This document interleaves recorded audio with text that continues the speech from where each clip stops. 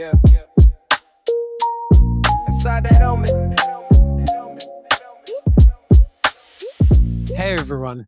I'm so excited to bring the first episode of Inside the Helmet. Today's chat is with a former stunt person, a martial arts instructor. He thinks he can beat me up, but I don't know. I think it would be a close battle. Somebody I discovered when I started Gran Turismo just over a year ago, and I saw this guy and he was fast. We had a lot in common. ADHD. We were open to talk about our mental health.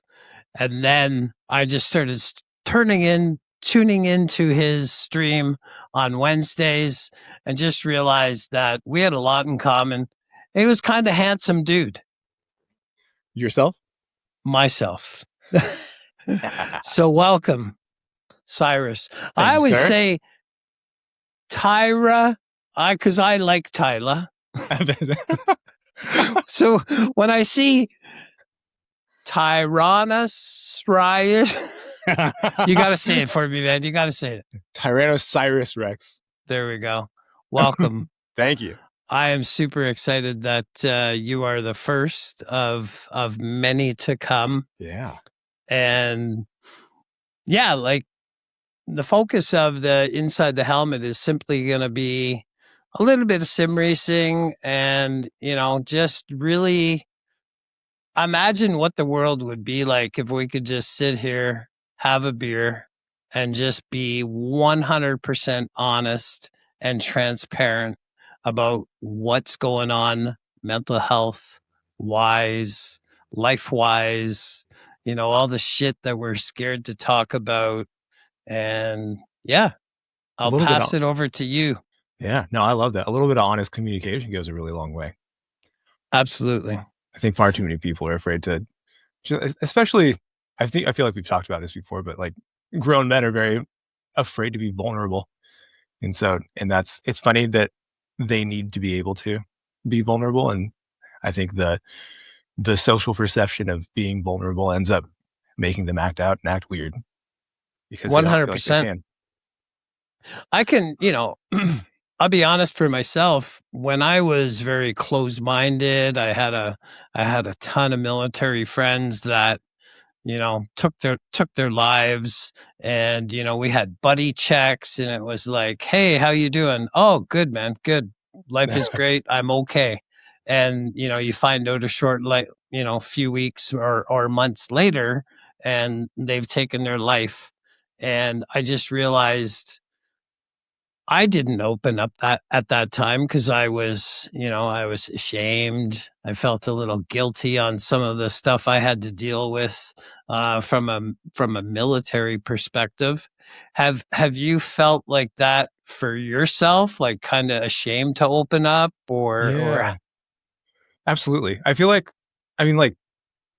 societal pressure is often, I guess the assumption is that men should not be. Like, I guess the masculine archetype, if you will, is to be just so tough that nothing ever bothers you and so strong that you never need to talk about your issues. But what's interesting is I was also in a pretty like strangely masculine world because I taught martial arts for many, many, many years. And so there's part of it where you don't want to, it's not so much that you don't want to acknowledge like your pain or like physical or otherwise. It's that a lot of times by necessity, you need to be able to ignore pain, I shouldn't say especially, but physical or emotional pain. You need to be able to focus up and just do the work essentially in order to survive. And that's essentially the concept of martial arts. And a lot of times I feel that guys end up taking that, not just guys, obviously, but I do think that is I think that men do it more. Pretending that you're okay or ignoring anything that's hurting you is necessary to survive in certain situations, but it ends up bleeding out for the rest of your life into the rest of your life. And that's when things get scary, get dangerous, when you refuse to admit when you need help, you refuse to admit when you're hurt physically or otherwise. 100%. And coming from If you know anything about kind of different army jobs, I was in the infantry, so I was same thing that you're saying. Like we pushed everything aside to get on with the mission, and Yeah. in the morning we dealt with you know putting body bags in Tough. a helicopter, and in the afternoon we're sitting around shooting the shit, and nobody's really talking about anything, right? Yeah.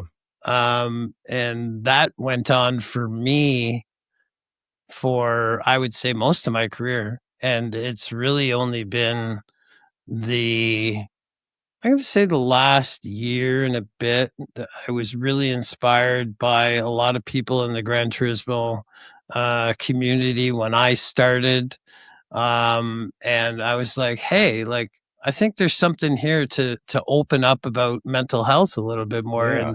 And what I found for myself was when I started to do that, I started to feel so much better, Yeah. you Absolutely. know? Having any kind of catharsis can definitely relieve a lot of pressure. Yeah.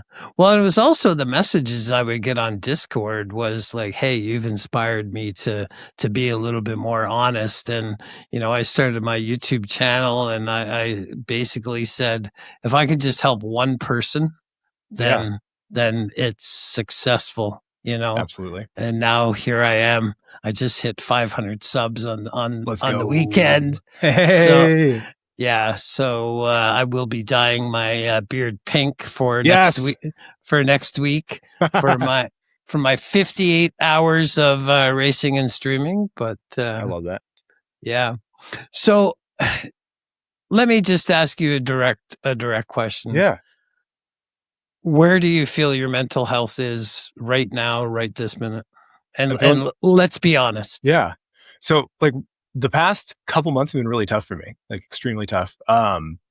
This whole content creation thing, it took off really big. So I don't know if I mentioned this before, but about has it been 8 years now? 8 years ago, I quit my job, and with the idea that I would be pursuing content creation full time. And it was at the time when I was married, and the idea was that in exchange for the financial assistance from my then wife, we would treat it like starting a business. And um, we initially it didn't seem like it was going to be an issue because we thought we would be able to talk about like goals and whatnot pretty easily. We're going way back on all this. Um, but I found such success so quickly that throughout like the first few years of it, every single time I check in, I'm like, are we okay? Uh, am I making enough money? Are you satisfied with the arrangement? And it was always, oh yeah, this is fine. It only took me 3 years to start making more money than I was making at the martial arts studio. And Wow. so, yeah, so it was like immediately successful. Um, I knew that like a lot of the money that was coming in was possibly not going to be permanent, but I was on a continuous rise, and I was continuing to improve and continuing to make more and more money. Um, and I upheld my end of the bargain, which was trying to keep the house clean and that kind of stuff. And towards the end of my marriage, uh, that our marriage dissolved for a lot of reasons, but she was very dishonest with me about how satisfied she was with my streaming career. And so when she finally left me, it became apparent I had just checked in 6 months before, a year before. She had just been lying. She wasn't okay with it whatsoever. It stressed her out. And so I was like, Damn. well, why didn't you tell me this, in any of the time? And she's like, well, it's too late now. I'm like, I guess so. So she actually cited that as one of the things. And so that made me realize, especially with her leaving and my financial um, parachute, if you will, disappearing, that I really needed to focus up and figure out how I can make some real money off of this. And so that was nearly 2 years ago now. Hmm. And unfortunately, towards the last year of that arrangement, my everything took a huge downfall. And I knew that I wouldn't be able to be consistent making the amount of money that I was, but it shot down and it has stayed down. And it has been on a very slow rise ever since then. But it was sometime last year that I realized that I'm not I'm not making the moves that I need to. I need to be able to focus up. And so I made all these plans, and I decided that the real thing that I need to do is focus on YouTube rather than Twitch, because Twitch is really fickle, really interesting. And with that, I was able to teach myself how to edit and try to push forward with the anti-meta videos that I do. But it was so strangely unique that I was able to do that every single week, because I had a template, and I swear I'm coming back to your original question, by the way. No, This is all. This is awesome. This is awesome. So I realized, though, that another thing that had been a hot topic in my marriage before was that I definitely have ADHD. I've been tested by all except a psychiatrist specifically, but every doctor I talked to said, I can't give you the diagnosis, but clearly. And all of my friends, when I mentioned them, I'm like, hey guys, I think I have ADHD. They're like, you didn't know? What do you mean? I'm like, oh, thanks guys. Thanks for letting me know. Appreciate that. They're like, we just assumed, every one of my friends said, like, we assumed you knew. Anyways, it became really apparent over the past couple of years that my ADHD was responsible for me almost failing out of school, not being able to hold down a normal job, not being able to figure out college, not being able to figure out. I actually stopped going to community college because I couldn't figure out how to apply for financial assistance. And I remember legitimately like a single form, like, I guess I'm never going to school. And I just couldn't figure it out. And so I'd been pursuing ADHD treatment. And then I realized close to the end of last year from our friend Paul specifically, that medication could, if it works for me the way it should, potentially change my entire life. And so I was I was going through a lot of stuff, like some really personal things towards the end of the year, relationships ending, that kind of stuff. And I did get an ADHD assessment. It became very clear that I have severe ADHD, not just a little bit. And I got medicated. And my very first experience with medication was one of those moments where if you've heard or read about people's experience where they say that like they start crying because it's like so clearly different. Like you're just supposed to be able to think. And I had one of those moments, but I was so motivated in my work that I was not emotionally devastated enough to just sit there and sob my eyes out. Instead, I locked in for 9 hours and I produced the best video that I've ever made. And it was really life-changing. With that, trying to figure out the balance of medication, what medication to be on, that's been a struggle, because the very first few days of the medication was just like that. I was able to lock in. Everything was different. I even noticed specific changes in how I sim race and approach sim racing, and issues that I had with sim racing changed. And so that was like the highest of highs. And then over the next couple of weeks, having issues with accessing the medication and the medication not being as strong, it then went crazy. And so while I was very, very excited about the fact that I thought that I could actually produce videos consistently, and I proved to myself that I do have like the right concept to build my channel the way that I want to, on the other end of it was not being able to consistently get to that point because of the medication and the issues with the medication. And so I'm pretty good at the moment. I'm very optimistic about the future, but it's scary thinking about the fact that to be quite honest, I don't know how long I'll be able to do the streaming thing. And if I find another job trying to find my work-life balance, I don't know, how much I'll be able to continue pursuing YouTube if I do have to find myself a real normal job again. I have no education. All of my skills that I've developed are in industries that I am unwilling to or unable to return to. And I have about 20 years of experience in stuff that I just can't do anymore. And so I would essentially be starting over from scratch. And so that fear, while it sometimes can motivate me, when I can't turn that motivation into action, it ends up hitting me the wrong way. And it's extremely daunting thinking about the fact that I have to consistently produce and prove to myself that I can actually make money doing what I'm doing right now. And while I feel like I have the tools to do so, it still seems so fickle, and I'm not 100% sure. So it's tough. Well, I would say you definitely do. If a man, obviously, I'm not comparing. We have a lot in common, but you're a little bit faster than me by like 5 hours.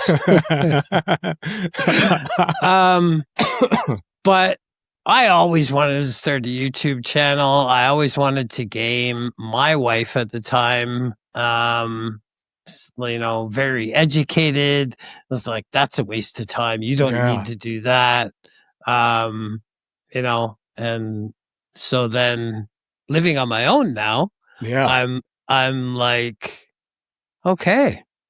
I got a little bit of money from the military for my neck injury, my back injury, a little bit of mental health. So I'm like, I'm going out to get a PS5, and then I bought a T80 wheel.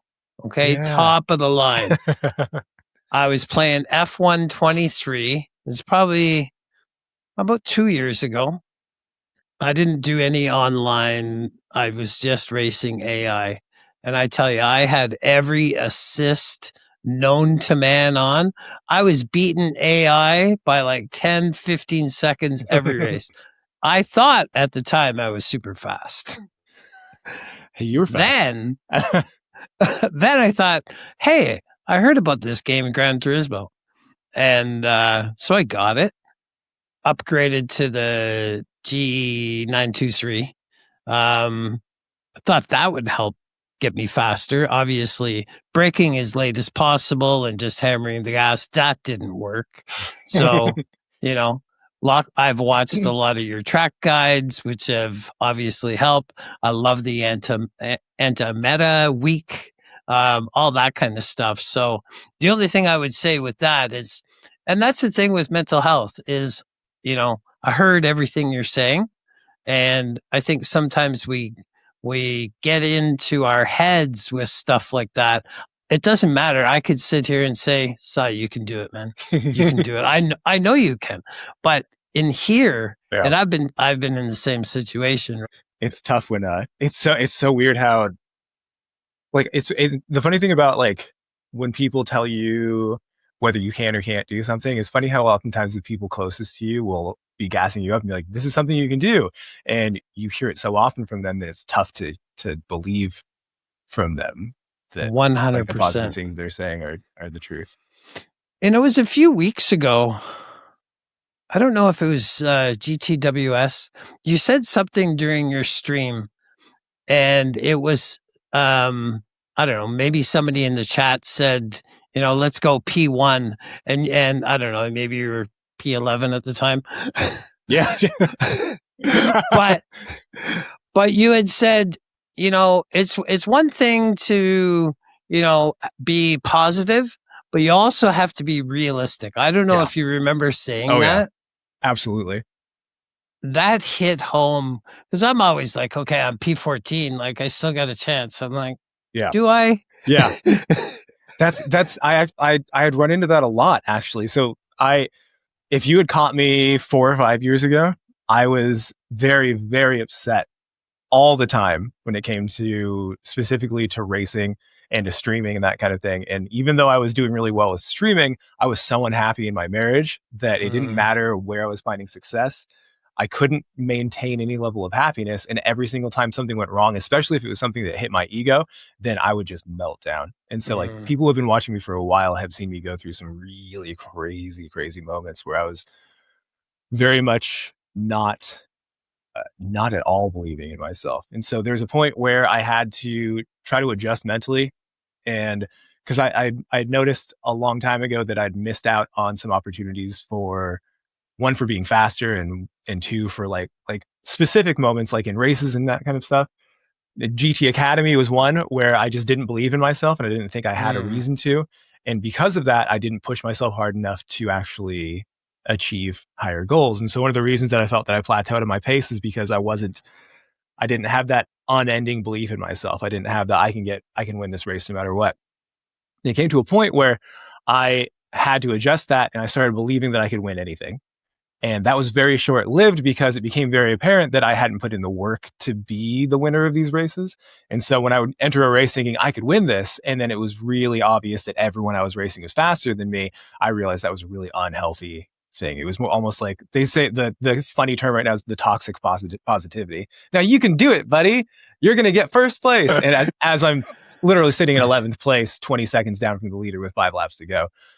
Yeah, I very much need to maintain a level of realism when it comes to my expectations. And a lot of people, I still have friends who will come in. They're like, you got to believe in yourself. What's this talk of you not winning this race? I'm like, well, you see, I'm racing 3 people who have won world championships right now. I've never beat them of the 1,000 times I've raced. So I don't think I'm going to enter this race thinking that this is going to be the time where my pace is suddenly the best in the world. I need to be realistic and shoot for an actual goal that I can hit, or else I'm going to be depressed again. And so it's literally, it's a mental shield. If I go in thinking I'm going to win every race, it's just not going to happen. It's going to hurt me. But if I go in thinking I know I can beat this person, I know I can't beat this person unless something crazy happens, and maybe I can beat this person. And when I come out on the other end and my expectations are near the results, then I can sleep that night. If I go in thinking I'm going to win every race, then I'm going to be thinking, why didn't I win that race? Yeah. When I heard you say that on stream, it just resonated so much with me. And listening to you talk, I literally, maybe I should have had a notebook, because I don't know if you heard, but I have ADHD. Yeah. I'm kidding. I said that because maybe you have ADHD and you I couldn't remember couldn't remember the times we talked about it. But there was, I'm trying to remember, because there's probably about 5 things you said. I'm like, okay, I need to pull on that. I need to pull on that. But it's interesting because I get that a lot in people. I lack the confidence. I have this fear of ruining somebody's race. Yeah. But I have people around me, maybe they're lying to me. I just joined a league, the World Echelon Racing Association, and it's only A+ and A. Ooh, yeah. And they're like, dude, you're faster than you think. Like, you got this. I'm like, not really, so I go into the race with that lack of confidence, and it impacts you so much. Right? Very much. Yeah. And before I ask you the question, I'll tell you some things that I've done is I kind of started to change my mindset a little bit on some things I used to do in the military is just make a small goal. I'm like literally sometimes, and I suck at group 3. Like group 4, I could probably maybe get to A+. Yeah. But Group 3? Group 3 is tough. Sometimes my goal, don't crash. Oh, yeah.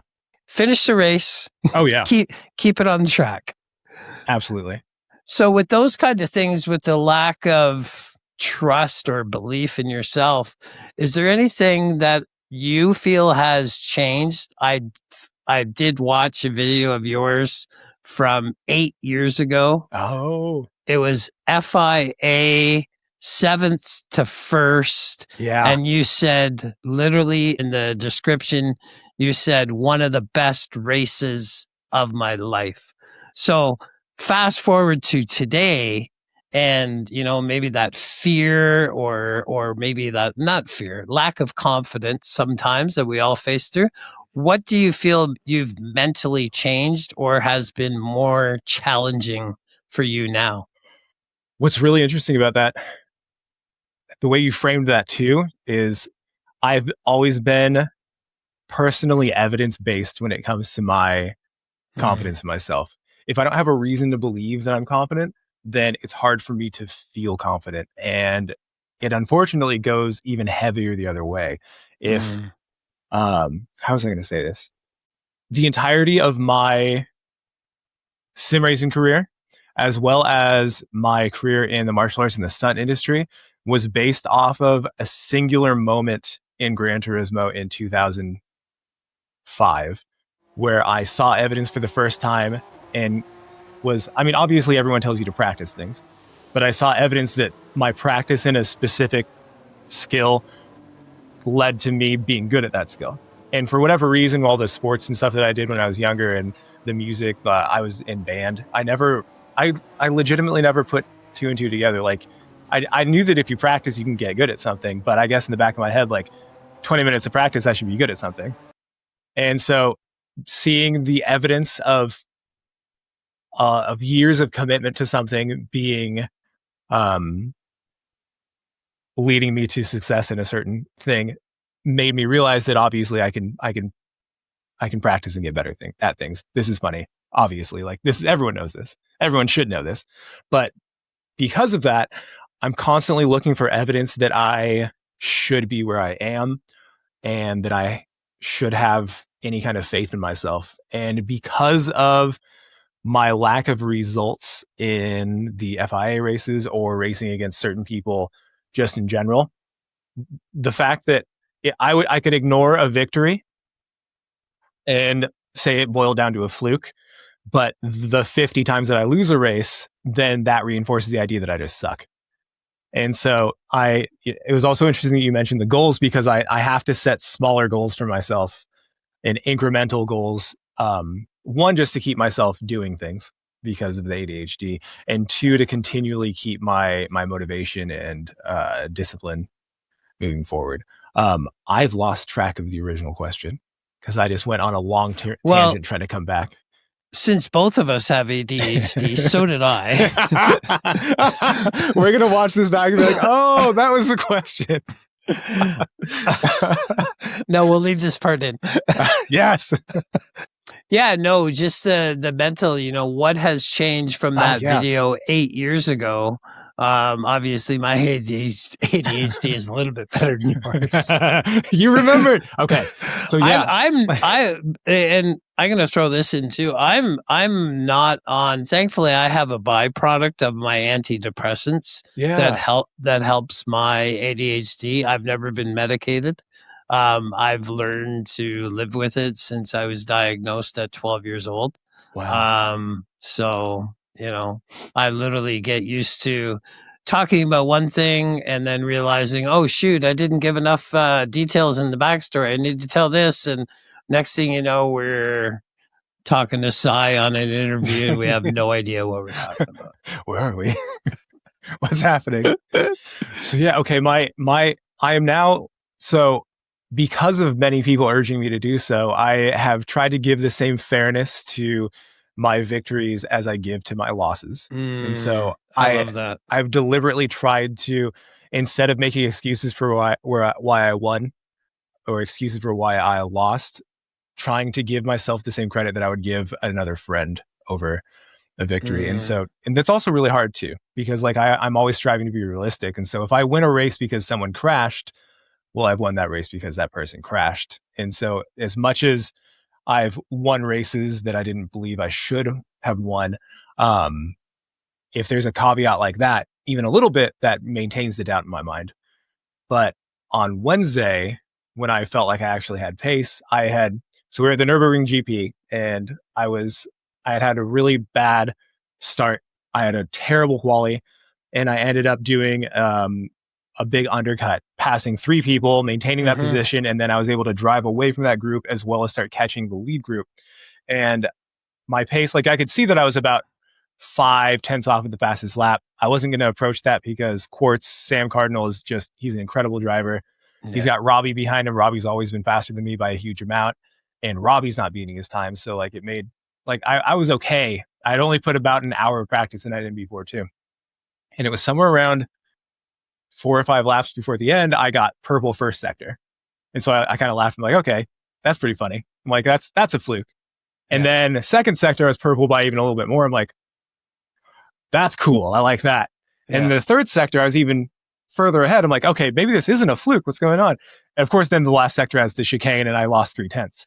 But the fact that I was actually hitting a pace, like hitting real pace, even if it was just for a single lap, but that on top of the fact that I was able to break away from the group after the undercut and I was catching the people in front of me, reminded me that, oh yeah, I do actually know what the hell I'm doing. I'm not just not just the old washed up guy. I guess I know what I'm doing. And it Okay, was well, if you're the old washed up guy, what's that make me? maybe Uncle Grover. Uncle Grover. I I also honestly been struggling with the fact that I had peaked too early because I in 2014 is when I made it to GT Academy, and I've never once again seen that. And sorry, before that was when I had really started pursuing everything because I held the top position in 20 different leaderboards for 3 or 4 weeks on the Wow. drifting leaderboards of GTHD. And so that was my first taste of victory. And Mhm. I've never approached that since. GT Academy was the closest thing to that, making it to New York finals and almost Wow. making it to the Silverstone finals. And so like that still wasn't 20 leaderboards for weeks. And so I've always had this thought in the back of my head that I peaked in like 2005, and I've just been on the downturn ever since then. So I always have to keep that. I always have to try to battle that in my mind too. Do you that just made me think of something in the ebbs and flows, right? Yeah. I used to I refereed. I was probably the smallest linesman at Oh, 165 pounds. I refereed junior hockey for 15 years, and I quit when I was 40. The fact that I was 40, wow. skating with guys that are in their early 20s, Yeah. I was in pretty good shape. But I worked with a guy that I think it was a year the NHL referees weren't able to ref at the Olympics. Oh, And so I did some games with this guy, and it was like one day he was in, I don't even know where it was that year. One day he's doing a bronze medal game, and the next day he's back doing a junior A game. And they actually brought in a sports psychologist. And my question was, in the ebbs and flows in sim racing, would you see a value in sports psychology? yeah. No, absolutely. It's at the end of the day, it's the competition just like anything else. And I think one of the biggest aspects of sim racing that actually it was specifically told to me by at least one world champion that my biggest issue when it comes to sim racing is spiraling when something goes wrong. And that's definitely something that I feel like anyone in competition has gone through that same thing. And so when it comes to sim racing, it's a high level skill, and your ability to stay focused is absolutely like the key difference between great and good, in my opinion. So I think that, I mean, a lot of people still don't take sim racing seriously, which is kind of funny where it is right now.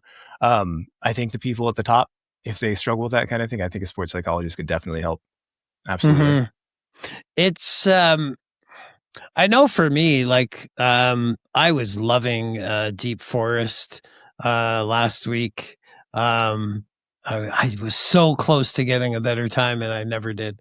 Stupid penalties. Hate it.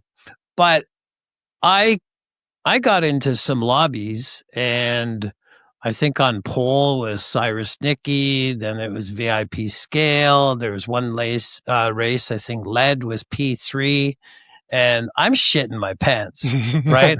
I think I was P13, maybe 14. But when I get into those races and I think, wow, these guys are fast, I literally set my goal. I'm like, okay, let's just if we can get a couple good laps, be consistent, and maybe pass somebody, to me, it's a win. Absolutely. But do you find with the elite being so small, you know who's faster than you, and you know who's slower than you? Yeah. Do you find that affects you mentally when you go into a race? So you're like, oh man, I've never beat this guy before. Yeah. The funny thing is at this point, so if I race someone who I feel personally that I shouldn't be losing to, and they beat me, that can seriously affect me. You're like, why did I let that happen? A lot of time, and over the past year or two, I've gotten a lot better with that because like you never know who has improved that increment over the last week to get better. And I can't remember who it was. I do not remember who it was. It was a year or two ago. Someone who I had always been faster than ended up beating me. And it was one of the first times where I thought, instead of thinking, why on earth did that person beat me? It was more like, oh, they improved right now. Maybe it's my turn next to get that increment of improvement. And so it was really interesting trying to shift that point of view to, instead of being upset at the fact that someone has surpassed me, using that more as motivation to hope that that same thing can happen to me as long as I continue putting in the work. And when it comes to racing against the extremely fast guys, it's always like, well, I know this person's going to beat me. If I even stay close to them, that's a good day. And so like, I'll race against Simon, I'll race against Damien. I'll be like, if I can stay within Damien's slipstream, then I'm going to have a beer tonight. I'm going to celebrate, like that kind of thing. It's a win. Well, even sometimes I've watched your stream and you know, depending on the time and whatnot, it's like, oh, there's a couple of A guys at the back. Maybe I should see if I can match and race with Cy. Yeah. You know, but I'm getting there. I'm at almost 40,000 TR on my main account. But what I was gonna say is I totally forget. Let's go. Damn it. It's so funny that this is absolutely like it's such a good example of like the kind of things that people with ADHD have to deal with. Like, it seems like a joke, and it seems like, and I feel like that I feel like we've been unfairly judged. Like, us as ADHD people are unfairly judged, because I know a lot of people thought that I was just stupid growing up. And so like, the fact that we can literally just not remember where our sentence started, people don't understand that it's just a malfunction of our brain. And so like, we get unfairly judged. But the fact that we're sitting here and we're laughing our asses off the fact that we don't know where we started, I think that's, oops. Oh shit, where was I? It'll come to me later. It'll happen. But on you know, on that same thing, it was a lot of things I'm gonna say. One, the fact about practicing. Yeah. So same thing. I was seen as, all I needed to do was run track and run cross country because I was super fast, and it didn't matter what my grades were because everybody thought I was stupid. Yep. Right. So then I had a really good mentor and cross country coach. And I wish to this day I would have listened to his advice, because he said, do you know if you actually trained, you could probably get a scholarship to the States? Wild. Yeah, that hits home too.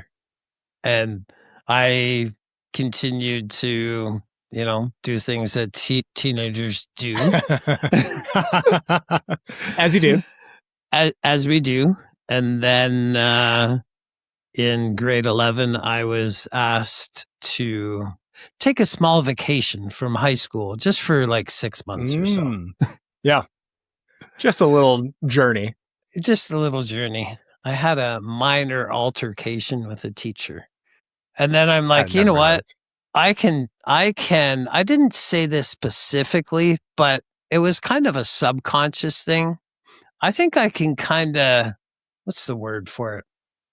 I can hone my ADHD into something. Yeah. And I joined the military.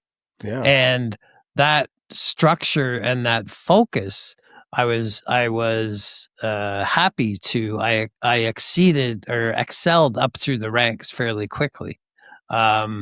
So, you know, that long career and whatnot, but on one hand, I have the regret, but the other, I'm also kind of glad I ended up going in the direction I did, because it kind of tailored my ADHD to, you know, more of the physical side. Yeah. You know, because I'll sit here in my rig, and I'm even when I'm streaming, I'm like moving all over the place. You can't see it right now, but my leg is doing the.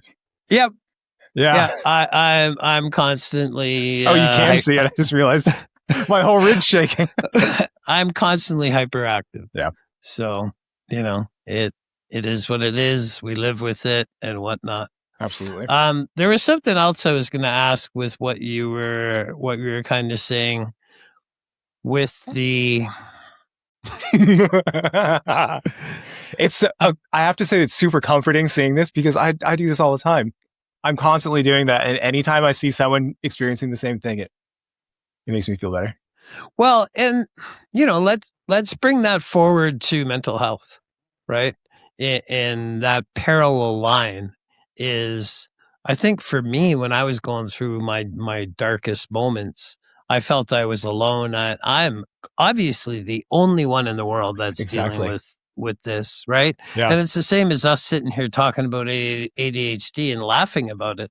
You know, if we talked about it more, and you realize, Yeah. oh shit, I'm not the only one that's dealing with this. And I started this thing when I first started my channel, and I said, and I have it on a lot of my liveries, it's okay to say you're not okay. Absolutely. I love There's that. some days I don't want to get out of bed. Yeah.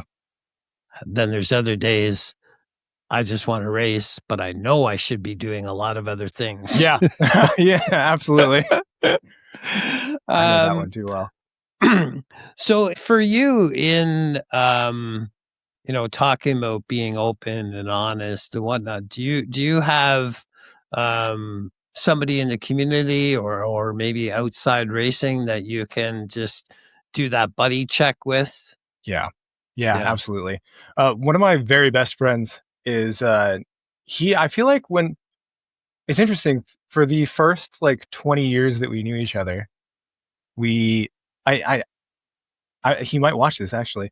Uh for the first probably 20 years that we knew each other, I don't think he was very good about talking about his feelings. I don't think he was very Mm, good about expressing it. And I don't know why that is. And I don't know if it was because he didn't feel the need to, or if it was like ingrained that he shouldn't. But he's always been really close. He's always been my best friend. He's been the closest person to me for many years.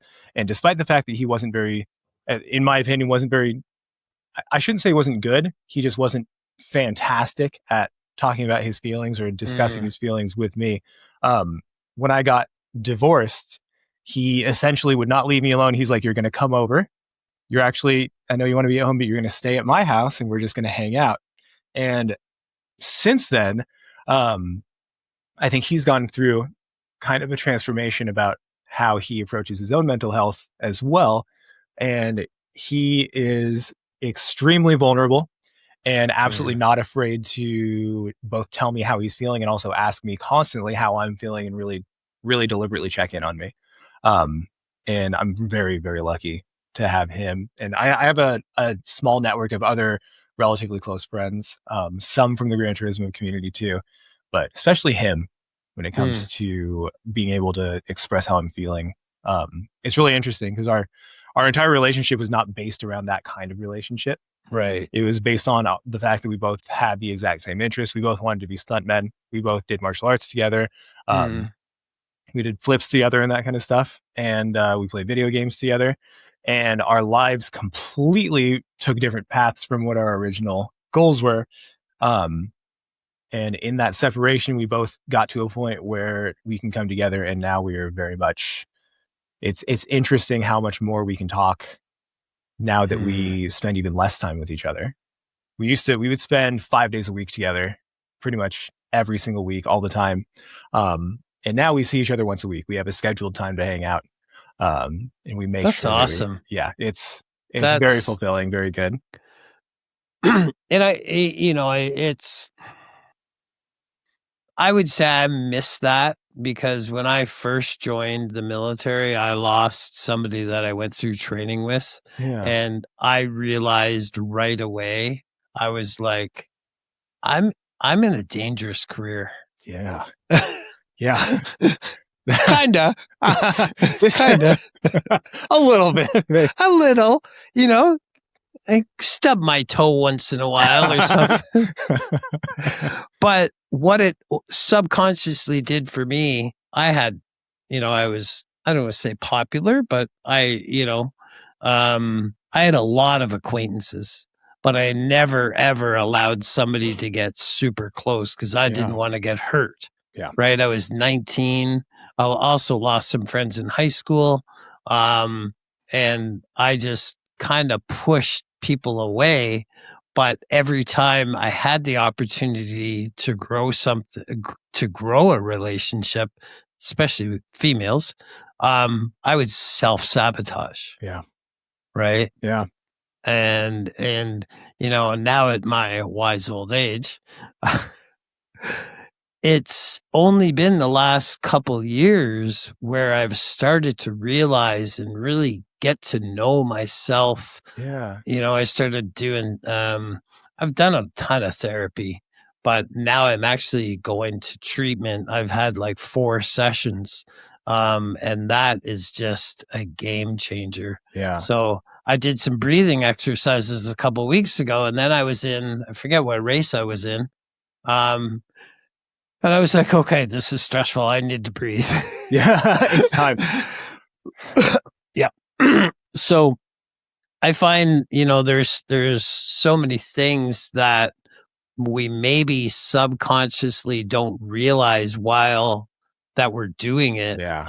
until we really sit down and kind of look at things. Yeah. No, What's absolutely. just because it's come to my mind right now before I forget, um, what's your viewpoint or whatnot? Have you ever journaled or anything like that? Have you ever Yeah. found what tools would you feel have helped your mental health? Wow. I tried journaling a long time ago, but the ADHD got in the way. It's really funny. Like I would get distracted by doing it, and then I would do it just for the sake of doing it. And then it felt performative almost, even though it was just purely for myself. And then unfortunately, so in the martial arts training that I did in the martial arts studio that I worked at,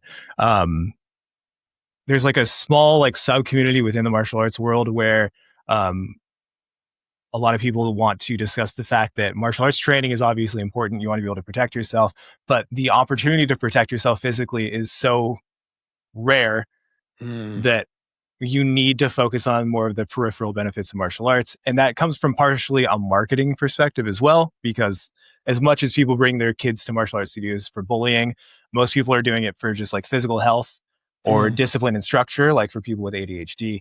yeah. Um, and so when it came to like the entire marketing perspective of the current martial arts world, a lot of people latched on to the fact that there are a lot of peripheral benefits you get from martial arts training. And while you naturally get those through the martial arts training, if we instead focused on those and try to cultivate the peripheral benefits for martial arts, then that would be a really good marketing perspective. And Mm, so, unfortunately, it had the opposite side of me because I was working in the industry and I saw how one, the martial arts industry does not work whatsoever. It's a completely, the American martial arts industry is a completely toxic and broken hmm, industry.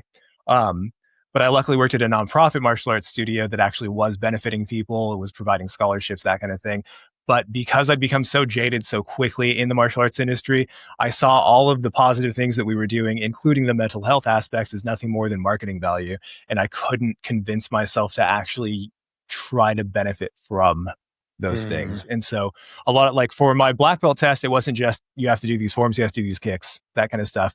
We have these insane requirements, physical requirements too. Like I think I had to do 10,000 push-ups in the course of the year, something like that. And so we had to break wow. it down and figure out how many we had to do.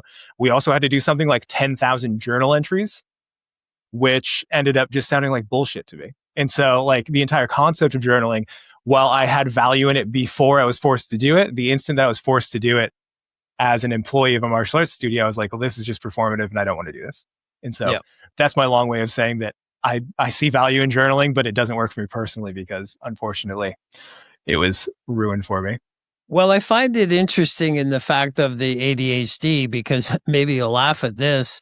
I could literally, through the course of the year, have 10 journals here sitting in my kitchen. All 10 of them have like 3 pages filled out and the rest are blank. Yeah. I'm like, I gotta go buy a new one. That's that was me with my class plans when I was teaching martial arts. I'm like, where'd my notebook go? Guess I'll get another one. And then I find it and I'm like, okay, here are my 2 notebooks, each of them with 3 pages written in them. Yeah. Just the connection with the martial arts, and I'm going to be vulnerable for a Yeah. minute. One thing I am getting treatment for is hypervigilant. Right? Oh. It's funny. I've actually been asked, hey, do you want to come and work security for us? Because you're always, does that mean you're always aware? I am, yeah. My back is to the door. Yeah. You literally ask me who just came in. Like they do those CIA testing. Yeah. On okay, go into the room for 10 minutes. Find us 20 things.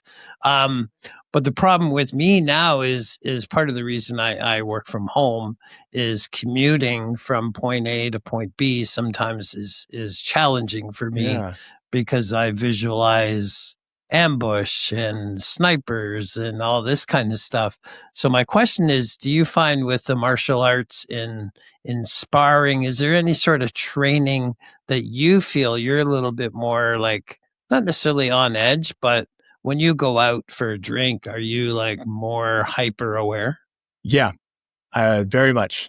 I always have been. I was thinking about whether I should talk about this.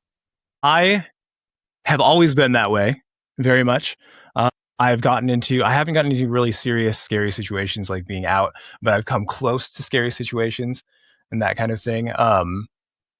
I was out in California with my most recent partner, and a very drunk man started whistling at them and saying really just like being aggressive about like not caring about the fact that I was there. And so I tried to de-escalate the situation and we walked away. And then they were acting kind of funny towards me afterwards. And I was like, I have to take a guess. Are you upset with me for not being aggressive with that guy? And they're like, a little bit. Like, you didn't seem to defend me at all. I was like, well, here's the thing. That man might have had a knife.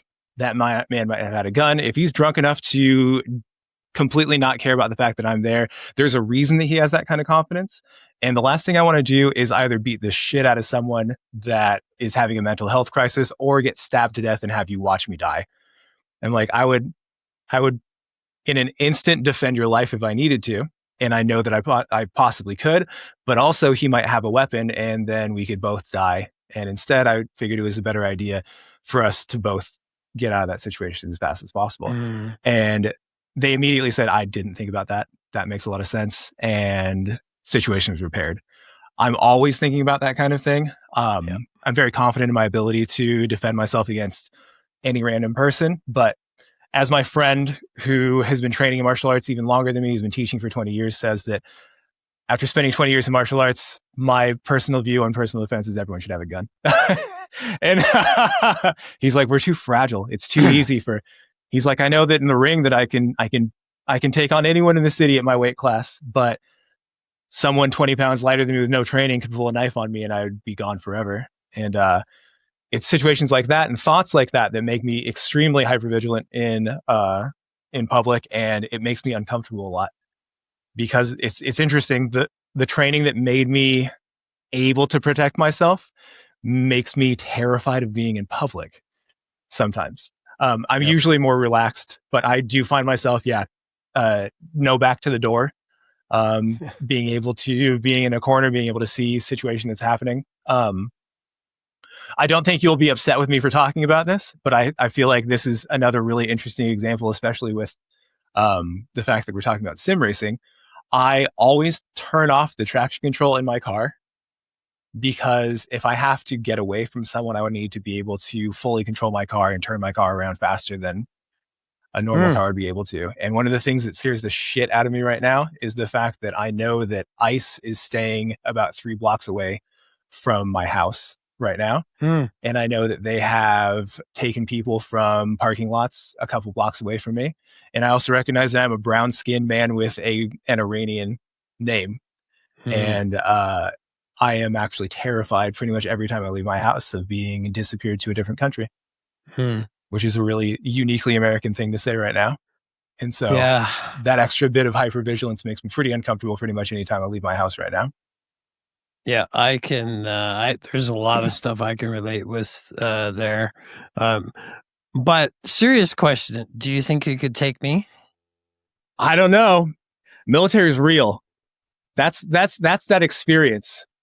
I have all the. What I've done is a whole bunch of practice lobbies in you know what I'm talking about on the comfortable martial arts floor. While you've been in those races for all the time. It's like the Black Hawk Down concept.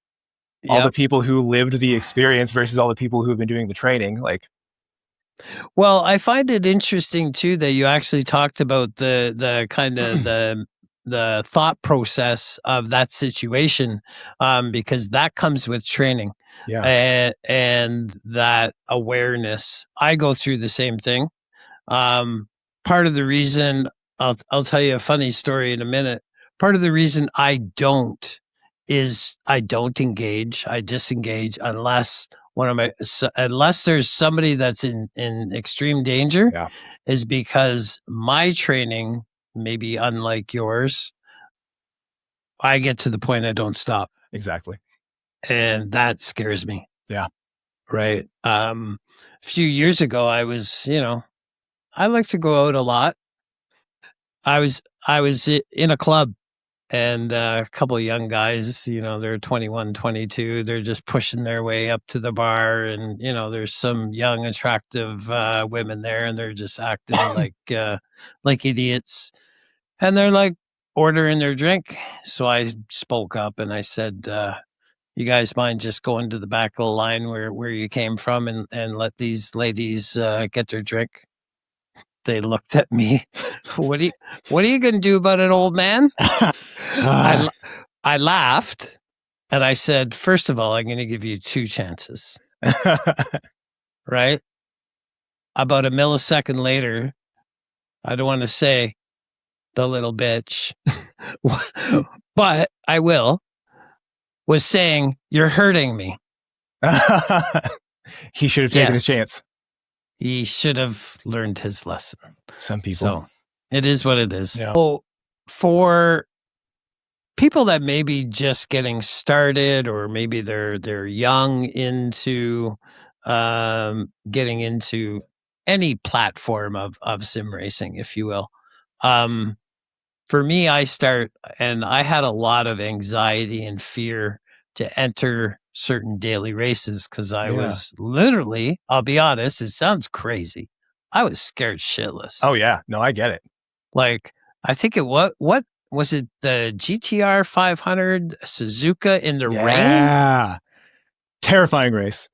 Like, I've driven like 2 laps in the rain ever, and now I have a league race coming up in a few weeks that has rain, and I'm like, okay, I need to get out of my comfort zone and start practicing in the rain. So with that, like, what mental aspects would you share with somebody, to maybe not eliminate the fear and then the anxiousness? Everybody's going through their own stuff. I did a podcast on, comparing yourselves to other people, comparing your YouTube growth to somebody else. Like, Kizzy and I started our channels basically at the same time. I don't think we're at the same level. Yeah. If that's a tough one, that is a really tough one to look at. So I just don't compare. I think the slow road, for me is the path I want to be on. Yeah. So my question is, like, from a mental health aspect, what do you think is the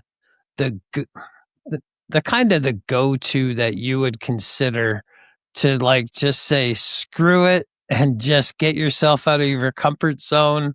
At the end of the day, it's a game. Yeah. But some of us take that game very seriously. Absolutely. I know I do. Yeah. This guy too. So yeah, I think that back to like just men's mental health in general, I think no one, I shouldn't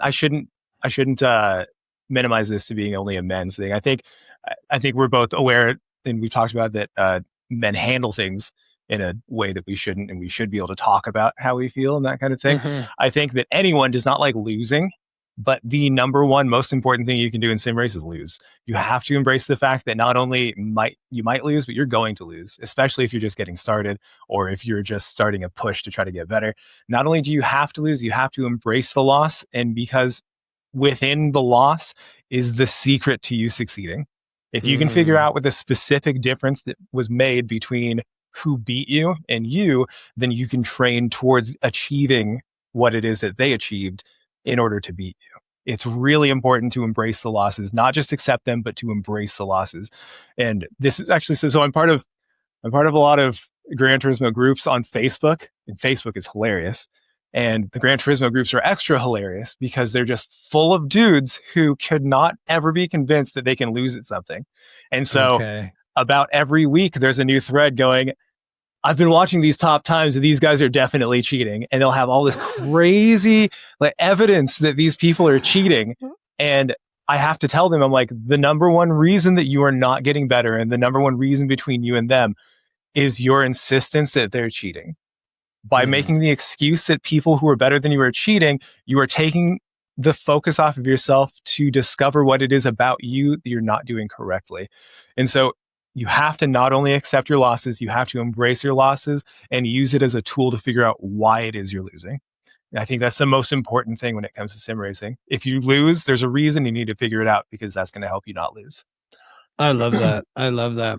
You know, it's kind of related. One thing I've done different in my Discord is I actually have a voice video as a welcome to my Discord. One thing I've tried to do with kind of my community and whatnot is to remove a little bit of facelessness from it, on Discord, and I literally always often send voice notes in Discord, and there's so many other large Discords and everybody's texted. I'm like, I text all day, man. I don't want to be. I want to send, like, how many times have I reached out to you or whatnot? And it's a voice message. Yeah. Sorry. No, it's good. But I've actually thought about this a little bit and thought about a video. And this is my intellectual property. I'll share that. However, you're going to forget it anyhow, so we're good. What was that idea again? But I've been thinking about a little video about kind of the facelessness. Do you think people on track sometimes... Let me back up. My ADHD is acting up. If we treated people in a race the same that we did face to face, like I'm the type of guy who opens the door for an older woman, but also on the track, the downside is I drive like a Canadian and I take that. I'm like, oh, you want to go past? Oh, here's the inside. I suck at defending. Yeah. Yeah. No, that's huge. Actually, I'm the same way. And that was one of the biggest things that people are still yelling at me about, that I'm too polite on track. I will always I'm always more concerned about ruining other people's races than defending my own. And unfortunately, it's gone the other way for me. This also happened when I came to streaming. So initially I was way, way too polite. And in trying to stop being polite, I unfortunately ended up going the other way.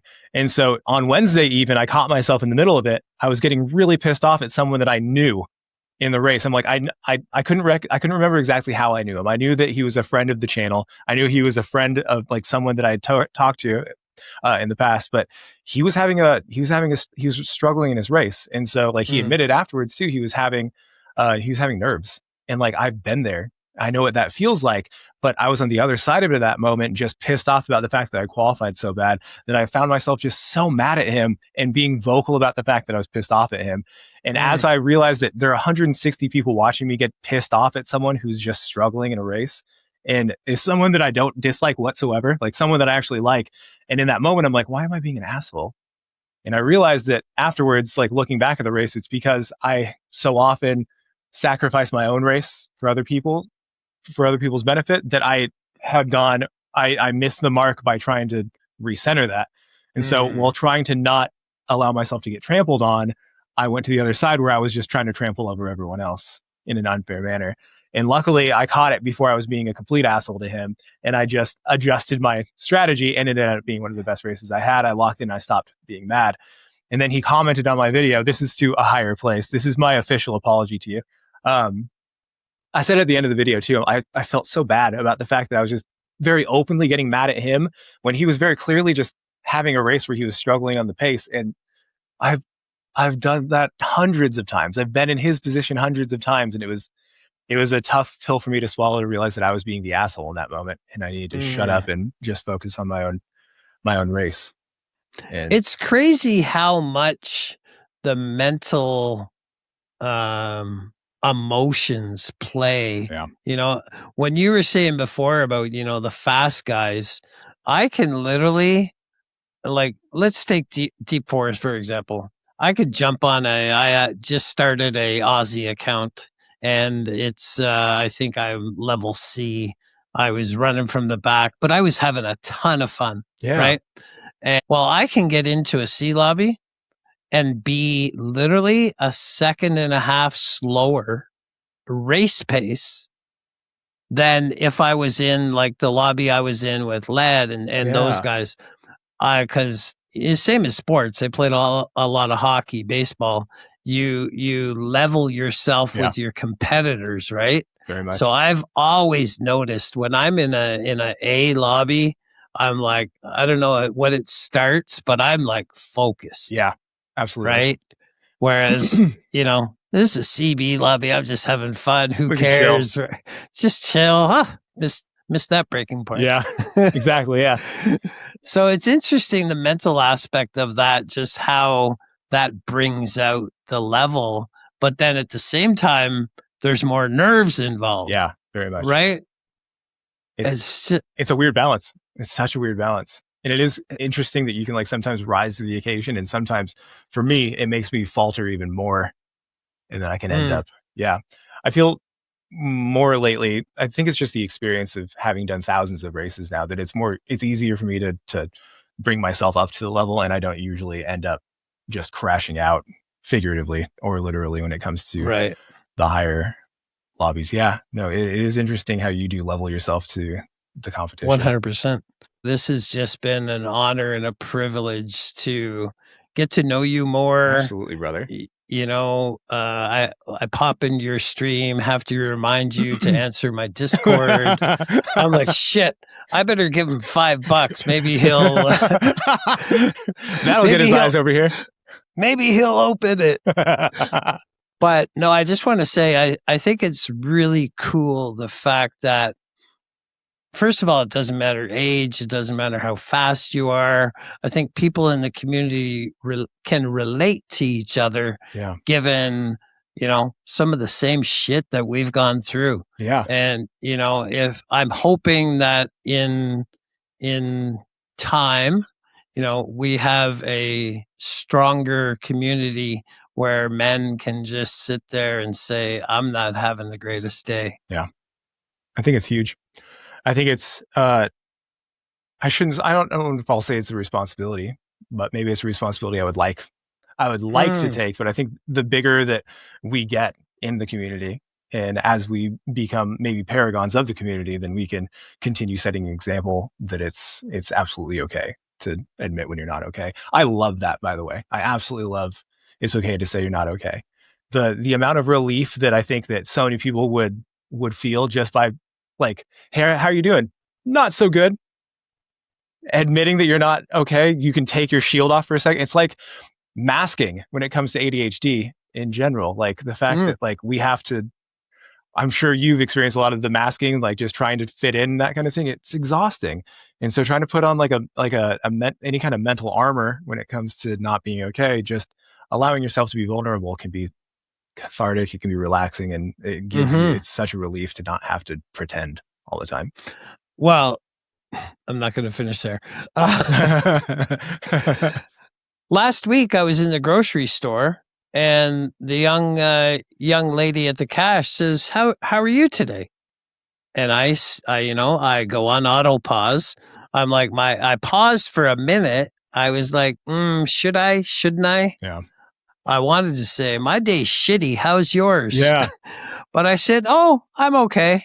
You know, I contradict myself. You know, if it was a friend or something like that, I Yeah. wouldn't do that. But you're absolutely right in that, you know, do we need more people? You know, I hear it once in a while on somebody, you know, a big streamer, you watch them and they're like, you know, mental health, it's important and whatnot. But hopefully we can get to to the point where everybody is just embracing it a lot more. And, at the end of the day, we're all human. We all deserve to have the life that, is calm. Yeah, absolutely. Everyone deserves some peace. I have to say that I think it's your message of it's okay to say you're not okay is so important. I do think that I've said it multiple times, but I think it's incredibly important if you're not going to be vulnerable everywhere, it's important that you need to be able to find a space where you can be vulnerable, because not only is it exhausting, but it's the mask that we put on is not us. And when you spend your entire life masking, then it's impossible to process who you actually are. And when you don't know who you are, then that causes a lot of issues. So being able to be yourself, being able to admit when you're not okay, I think is one of the most important and underrated things that people, as you keep saying, do not talk about. I love that. And I would just say in closing, I would love to say, see you on the track. However, we're not there yet. Oh, you'll get there. I have some more work to do. It'll happen.